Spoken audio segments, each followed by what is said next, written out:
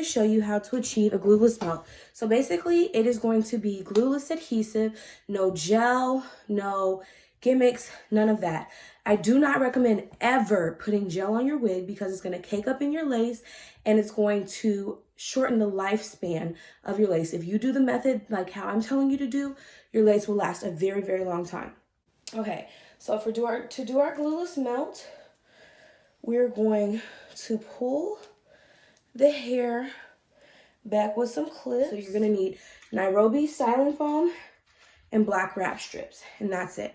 I do have a video on how to lay your baby hair because you will need to do that, but that's a separate video. So all that you're gonna do is just put the foam all along your hairline. This is gonna give you a hold of glue without actually having to use any glue.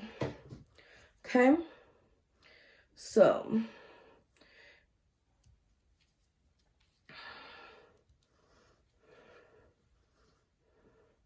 make sure that your hairline is nice and damp. And now all that you're going to do is grab a black wrap strip and tie down your hair. That is it. Now you can leave this on for 30 minutes. Like if you're getting dressed, you can be able to do this while you're getting dressed. Or if you need it to hurry up and go on ahead and set, you can blow dry it for 5 minutes and it'll be done. This is going to give you the hold as if you had glue or gel, but without having any. And if you need to, you can tie another black wrap strip. I recommend using the wrap strips because whenever it's dry, you can actually feel it.